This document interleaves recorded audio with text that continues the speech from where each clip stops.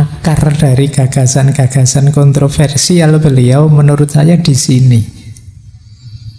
Jadi ketika peradaban Islam mulai terbuka terhadap wawasan-wawasan rasional, khususnya pengaruh filsafat Yunani yang kuat karena terjadi penerjemahan besar-besaran, budaya filsafat lahir, kesadaran untuk berpikir terbuka muncul. Orang mulai sadar betapa ada anugerah yang luar biasa yang diberikan oleh Allah pada manusia, yaitu akal. Ya meskipun nanti di pengembangan gagasan akal ini mungkin karena saking jengkelnya atau gimana, Ar-Razi ini melihat situasi terus sampai bablas bahwa akal itu luar biasa. Ya dengan keluar biasaan akal itu sebenarnya manusia tidak perlu nabi, tidak perlu Al-Quran, asal akalnya sehat itu sudah bisa menemukan kebenaran. Jadi ini titik kontroversinya nanti bermula di sini. Jadi kata beliau, akal itu karunia Tuhan yang paling besar. Kemudian kelebihan keutamaan manusia di atas makhluk lainnya. Makanya kalau ada orang kok anti dengan akal, tidak mau berpikir, ya sebenarnya dia sedang mengingkari nikmat anugerah Allah yang besar. Ya meskipun tidak ekstrim juga, berarti akal saja ya Pak, wahyunya tidak, ya membacanya tidak begitu. Ya semuanya kita syukuri, semuanya adalah bukti cintanya Allah pada kita. Kita ya diberi akal, ya diberi wahyu. Mungkin Allah juga khawatir manusia ini kalau wahyu saja tidak ada yang nuntun, bisa sakar PDW cara membaca wahyunya, terus kita dianugerahi nabi juga dan lain sebagainya. Jadi akal itu karunia paling besar dan kelebihan manusia paling utama. Dalam aspek berpikir inilah kita berbeda dengan semua makhluk yang lain.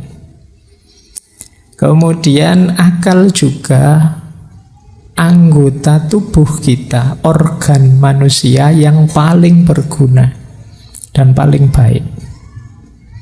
Jadi di antara komponen-komponen diri kita, kata Al-Farabi, yang paling berguna untuk hidup itu akal. Ya mungkin sederhananya ya, kalau akalnya tidak jalan, kita kan disebut tidak waras, bukan manusia lagi. Jadi kalau ada ODGJ itu kan kita menyebutnya akalnya tidak bekerja utuh sempurna. Itu kalau dalam agama bahkan tidak kena taklif, karena dipandang tidak utuh sebagai manusia. Berarti akal itu komponen yang paling penting, paling berguna untuk hidup. Makanya kan sering saya sindir, hati-hati kalau sudah merasa tidak bisa mikir. Buntu saya Pak, tidak bisa mikir saya Pak. Loh, kamu jangan-jangan bukan manusia lagi sudah. Harus tetap siap dan mau berpikir. Jangan anti dengan akal. Kemudian akal juga memungkinkan manusia untuk mengembangkan diri. Kapan manusia bisa mengembangkan peradaban? Ya ketika orang mau berpikir. Kalau hanya mengalir saja, sudahlah Pak, saya mengalir saja, saya ikut saja, ya kamu tidak jadi apa-apa, paling hanya follower. Para trendsetter yang mengembangkan hidup di muka bumi ini adalah orang-orang yang mendayagunakan akal budinya. Jadi kata Ar-Razi, meningkatkan kualitas manusia dan kemanusiaan itu ya akal. Mungkin ada yang ngeritik, ya kan tapi ada wahyu Pak. Iya, wahyu luar biasa, tapi yang membaca wahyu apa? Akal kita. Kalau akal kita berhenti beroperasi, seindah apapun, sedahsyat apapun ayat, tidak akan kita bisa memahaminya. Jadi tetap media paling utama Yang diberikan oleh Allah itu akal. Kemudian ya, akal juga yang membuat hidup ini jadi indah, jadi nyaman, jadi manis. Yang menemukan teh ini, teh kalau dicampur dengan gula ditambah air panas, itu nikmat loh. Itu kan yo reka-rekanya akal, hasil ijtihadnya akal. Semua bidang hidup manusia yo kreasinya akal. Baju kita yang seperti ini, oh baju itu enaknya masuk lubang yang atas lebih besar, kalau tangan di model mirip tangan saja. Itu kan yo pembacaan akal. Sekarang ada karpet seperti ini, misalnya di masjid dulu mungkin hanya tikar saja, dulu sebelumnya hanya tanah saja, hanya lantai saja, sekarang bisa kayak gini. Itu kan kinerjanya akal. Pak, sholat itu pakai sarung apa pakai jubah apa pakai celana, Pak, yang benar itu apakah sarung, apakah jubah, apakah celana? Itu kan ijtihad budaya menggunakan akal oleh manusia. Jadi tidak mungkin kita meninggalkan akal. Nah, itu hal yang sama dijelaskan oleh Ar-Razi. Hidup jadi indah karena ada akal. Enaknya warna hijau apa warna kuning ya masjid ini, apa warna merah ya masjid ini. Itu kan akal yang membaca, wah enaknya merah, jangan nanti dianggap partai. Enaknya ya hijau loh, apa hijau tidak dianggap partai. Jadi itu kan pikiran kita yang bermain dengan itu. Jadi hidup kita sudut-sudut semuanya didasari oleh kapasitas dan kemampuan akal kita. Akal juga yang membantu kita meraih tujuan dan cita-cita. Teman-teman punya cita-cita apa? Itu kan kendaraannya ya akal kita. Kita mesti berpikir caranya gimana ya. Oh, itu akal kita. Untuk bisa lulus cepat caranya gimana? Untuk bisa tidak jomblo lagi kira-kira jalan apa yang harus saya tempuh? Apakah tiap minggu ke salon? Apakah ke dukun? Apakah kan macam-macam? Itu kan pilihan-pilihan, opsi-opsi yang kamu cari dengan akalmu. Kemudian yang selanjutnya memahami dan membongkar gejala alam dan misterinya dan juga manusia. Jadi ya, Al-Quran sendiri kan menyuruh kita wa fi anfusikum afala tubsirun. Kita juga disuruh membaca fil afaki, membaca alam semesta dan seterusnya. Itu ya tadabburnya kan pakai akal kita. Ayat-ayat Allah itu yang diperintahkan untuk kita baca dalam Al-Quran kan ada 4 itu kan, ada ayat qauliyah yang tertulis ya Al-Quran itu, ada ayat kauniyah alam semesta yang harus kita baca, ada ayat nafsiyah kita diminta untuk membaca manusia, membaca diri kita, ada ayat-ayat sejarah tarikhiyah kita diminta membaca sejarahnya umat-umat terdahulu. Loh, 4 ayat ini kalau kita tidak punya kapasitas berpikir yang cukup, ya kita tidak akan bisa mengambil pelajaran. Jadi yang bisa membongkar ini ya akal. Maka jangan meninggalkan akal. Kita bisa memenuhi tanggung jawab sebagai hamba dan khalifah itu ya bekal utamanya akal. Nah, kita lanjut ya. Yang terakhir, akal punya fungsi pengetahuan, ilmu pengetahuan dan teknologi. Yang ini mendukung dan menunjang hidup kita. Kalau ini sudah jelas, di kampus-kampus, di sekolah-sekolah itu ya olah akal. Saya tidak bilang akal itu satu-satunya atau puncaknya, tapi akal itu sangat utama. Kalau kata Ar-Razi bahkan paling utama dalam hidupnya manusia. Pak, kan ada hati, Pak. Ayo, hati mungkin untuk aspek orientasi hidup dan tujuan. Tapi detail menjalani hidup mau tidak mau kita harus menggunakan akal. Kita disuruh misalnya oleh agama menutup aurat, ya mau tidak mau kan kita harus berpikir teknologi yang seperti apa yang membuat saya menutup aurat itu.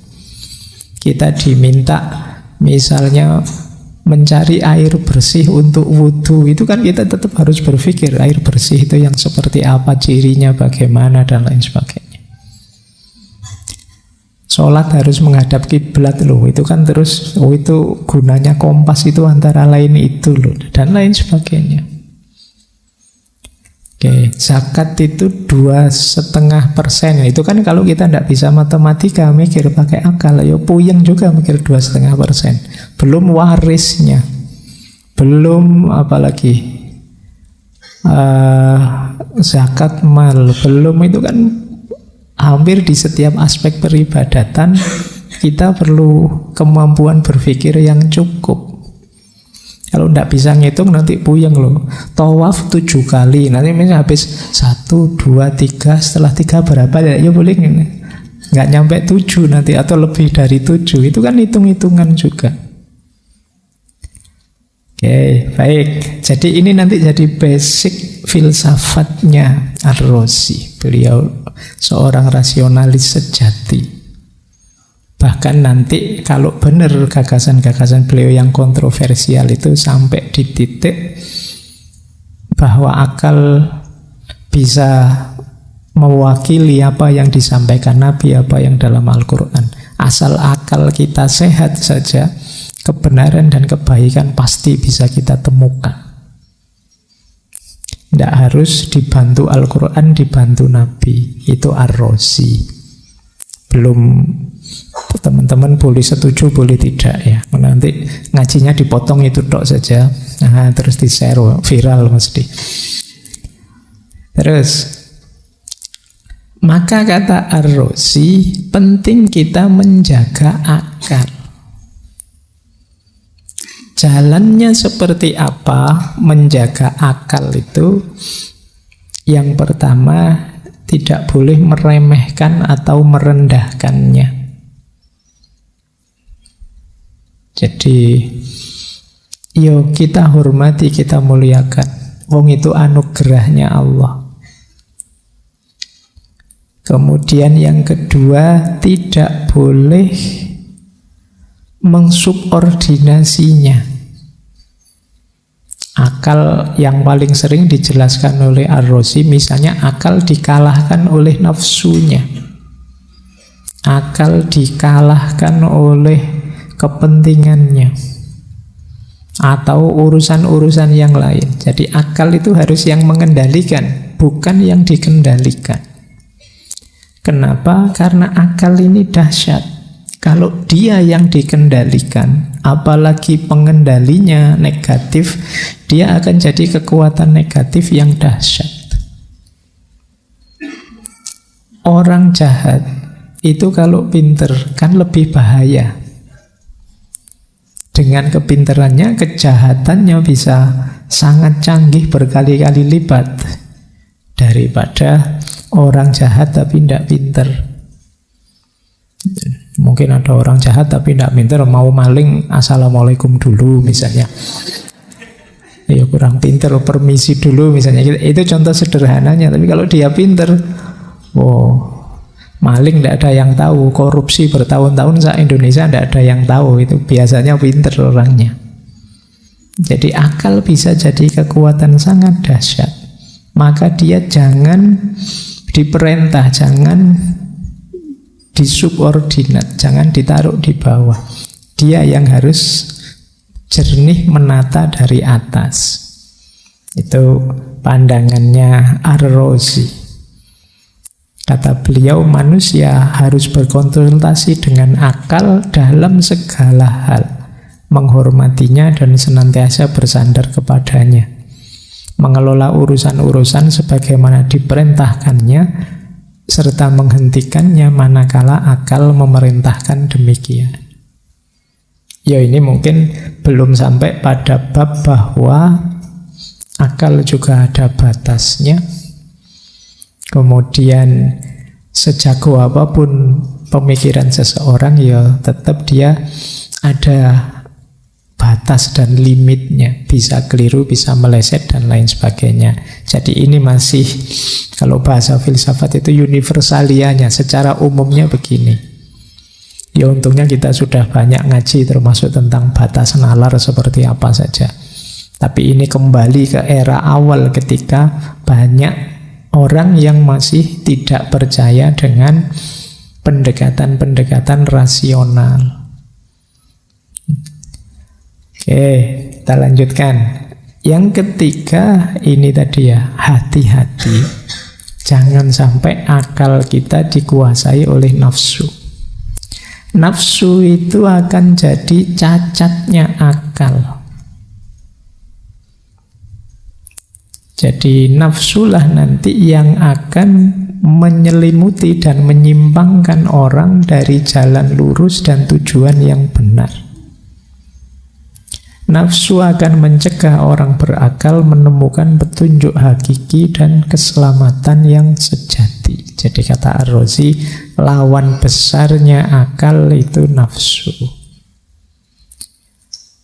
Baik, jadi poros utama hidup itu akal. Kita jaga kesehatannya baik-baik, biar kita tetap bisa berpikir jernih, menemukan kebenaran.